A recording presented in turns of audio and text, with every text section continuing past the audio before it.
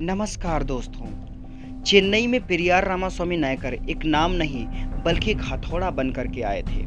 ब्राह्मणवाद के खिलाफ वो एक ऐसे शख्स थे जिनका नाम सुनते ही आज भी मनुवादियों और उनके बच्चों की पेट्रोल छूट जाती है और आंखें सुर्ख लाल हो जाती हैं, आंतें कुलबुलाने लगती हैं और जिह्वा रुध जाती है और चेहरा बिल्कुल लाल हो जाता है, जैसे कि पेरियार रामास्वामी स्वयं आकर के उनके कान पकड़ के उसके गाल पर थप्पड़ मार करके बोल रहे हों कि ईश्वर मूर्ख होता है और उसको मानने वाला महामूर्ख होता है। इसी से समझ सकते हैं कि उनका व्यक्तित्व क्या रहा होगा।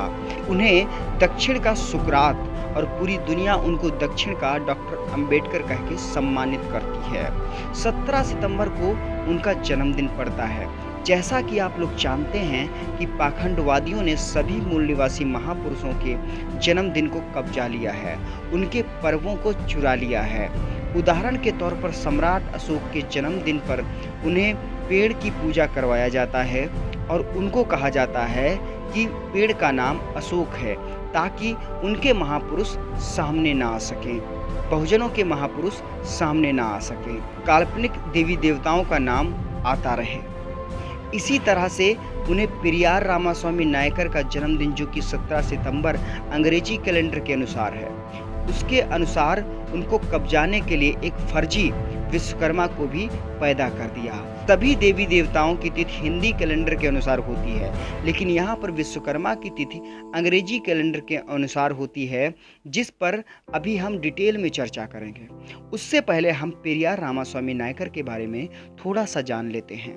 इरोड में 17 सितंबर 1879 में जन्मे इरोड वेंकटप्पा रामास्वामी ने जब 20वीं सदी के उत्तरार्ध से ही पाखंडवाद को पकड़कर नंगा करना शुरू कर दिया, तो दक्षिण भारत पाखंडवादियों का अड्डा बना हुआ था।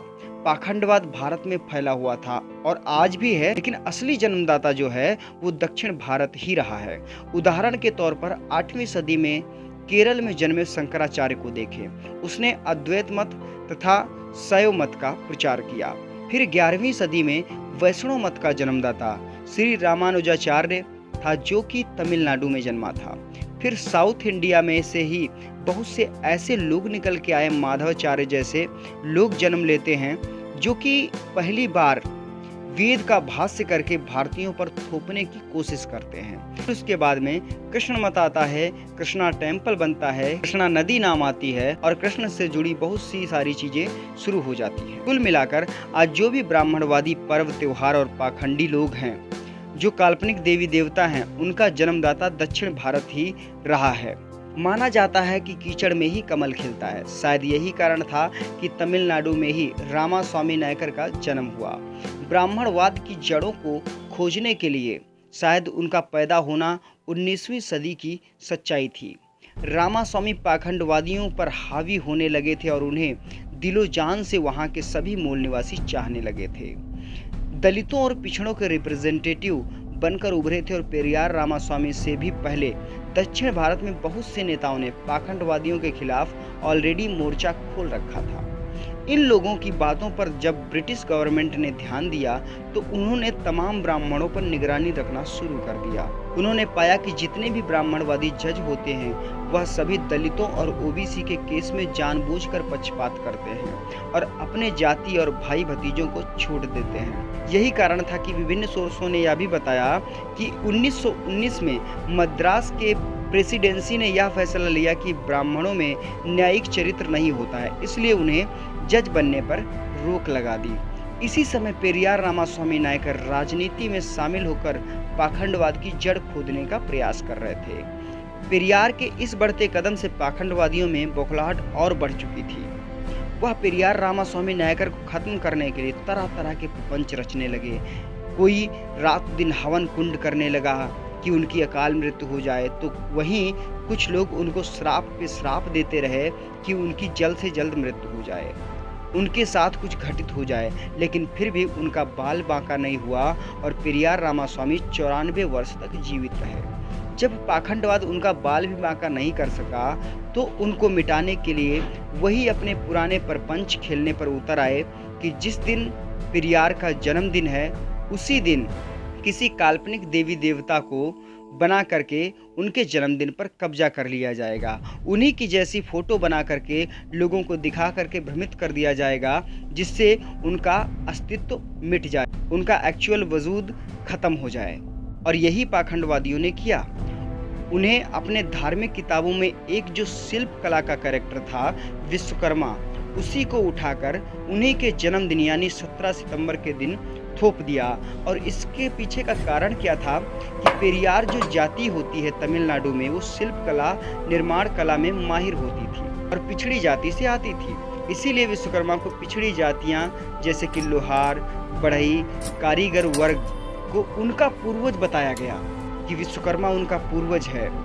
इस तरीके से उनको समझाया गया। आप दोनों की फोटो देखिए, ये पाखंडवादियों का विश्वकर्मा है और ये रामास्वामी नायकर का फोटो है। दोनों में दाढ़ी और चेहरे का लुक बिल्कुल सेम है। आप समझ सकते हैं कि पाखंडवादी कितने धूर्त होते हैं। ऐसा क्यों किया और कब किया? वास्तव में हम देखें तो विश्वकर्मा को आज़ादी से पहले कोई जानता भी नहीं था। वैसे भी पिछड़ों और दलितों को धर्म ग्रंथ पढ़ने की इजाज़त भी नहीं थी और संस्कृत पढ़ने का भी अधिकार नहीं था, साथ ही साथ वेद पढ़ने का भी अधिकार नहीं था। 1962 में पेरियार रामास्वामी नायकर के द्वारा एक पुस्तक लिखी गई, the key to understanding to Ramayan.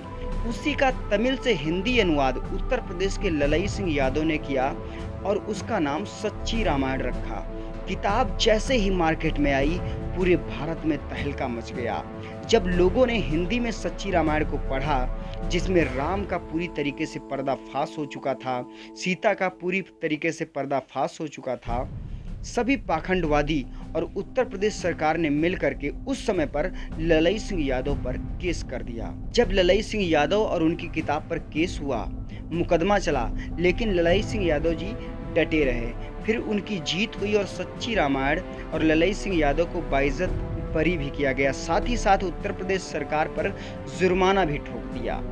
यहाँ पर पाखंडवादियों की इतनी बुरी हार को देख करके उन्हें हिंदी भाषी क्षेत्रों में पेरियार रामास्वामी नायकर के विचारों को नीचे दबाने के लिए समाज में पेरियार रामास्वामी नायकर की ही फोटो को विश्वकर्मा की फोटो बताकर, उनके जन्मदिन को विश्वकर्मा का जन्मदिन बताकर प्रचारित करना शुरू कर दिया। आप देखिए कि यहाँ पर पाखंडवादियों की इतनी बड़ी हरामखोरी है कि रामास्वामी नायकर का जन्म 17 सितंबर जो कि अंग्रेजी कैलेंडर के अनुसार होता है, और जितने भी पाखंडवादियों के महापुरुष हैं उनका जन्म हिंदी कैलेंडर के अनुसार होता है। और जिनका जन्म हिंदी कैलेंडर के अनुसार होता है उनकी तिथि और तारीखें बदलती रहती हैं। कभी कभी तो ऐसा होता है कि 2-2 हफ्ते तक का अंतर हो जाता है। यहाँ पर पाखंडवादी इतने शातिर हुए कि उन्होंने अंग्रेजी कैलेंडर पर ही विश्वकर्मा का जन्म करवा दिया। और इससे भी बड़ी हास्यप्रद बात तो ये है कि आज तक किसी भी पिछड़े वर्ग, दलित वर्ग या जनरल वर्ग ने यह आवाज़ नहीं उठाई कि विश्वकर्मा का जन्म अंग्रेजी कैलेंडर के अनुसार कैसे हो गया। तुम लाकर मुझे प्रूफ दिखाओ, यह कौन सा पंचांग है जो विश्वकर्मा को अंग्रेजी कैलेंडर के अनुसार पैदा कर दिया। जबकि रामायण में जिस विश्वकर्मा की चर्चा आती है, तो रामायण के जब सभी पात्रों का जन्म हिंदी कैलेंडर के अनुसार होता है, तो फिर विश्वकर्मा का जन्म अंग्रेजी कैलेंडर के अनुसार क्यों? इस पर सभी पाखंडवादी नंगे साबित होते हैं। पर अब ये शर्म से डूब मरने वाली बात है कि ये जानने के बाद में भी अगर कोई विश्वकर्मा की पूजा करता है तो, क्योंकि सच जो होता है वो छुपता नहीं, क्योंकि वास्तव में यह विश्वकर्मा पूजा नहीं, पेरियार रामास्वामी नायकर का जन्मदिन है। दोस्तों, इस वीडियो को ज़्यादा से ज़्यादा शेयर करिए और समस्त भारतवासियों को बताइए 17 सितंबर से विश्वकर्मा का कोई भी लेना देना नहीं है। यह पूरी तरीके से फर्जी जन्मदिन करार दिया गया है। अभी पाखंडवादियों को मेरा चैलेंज है कि पंचांग के अनुसार, हिंदी कैलेंडर के अनुसार ये साबित कर दें कि विश्वकर्मा का जन्म आज ही के दिन हुआ था। कोई उत्खनन प्रमाण दिखा दें या समकालीन नोट्स दिखा दें तो मैं उसको अपनी तरफ से 25,000 रुपये का इनाम दूंगा और साथ ही साथ उसी दिन से उसका शिष्य बन जाऊंगा।